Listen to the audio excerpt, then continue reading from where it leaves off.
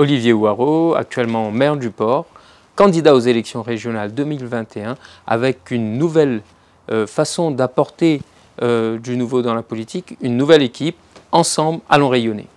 D'abord, les TPE, de par leur poids dans l'économie réunionnaise, doivent être accompagnés et mieux accompagnés sur la recherche-développement, sur la disposition du foncier économique et bien sûr sur leur capacité à exporter.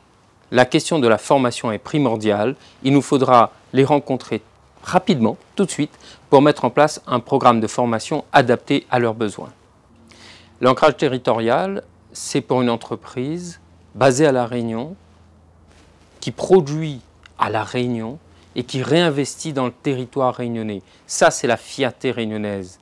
L'ancrage territorial, pour moi, c'est la fierté réunionnaise. Et donc, allons soutenir la stratégie du bon achat est un outil indispensable parce que ce que je souhaite, c'est que l'entreprise se développe depuis La Réunion à l'échelle internationale avec les Réunionnais parce que c'est avec le soutien de la société réunionnaise que l'entreprise gagne en développement.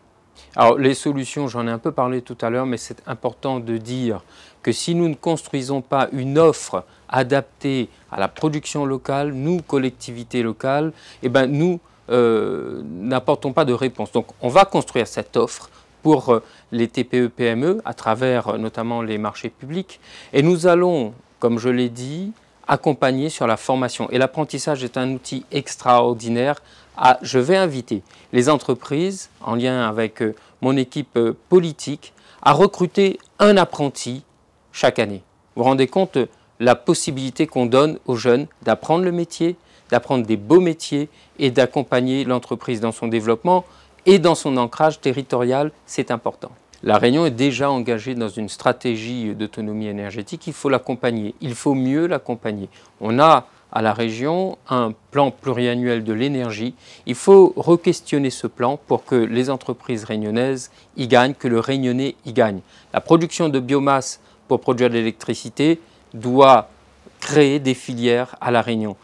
Ce sont des emplois, ce sont des salaires et c'est ça l'autonomie, on produit ce qu'on consomme.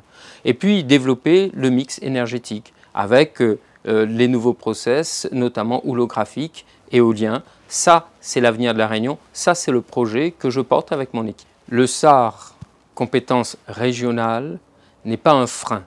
Le SAR est le document qui organise le développement économique et l'aménagement du territoire.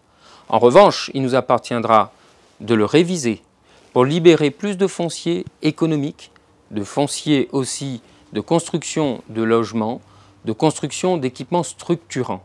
Et le SAR est un outil, au contraire, au service de l'économie réunionnaise.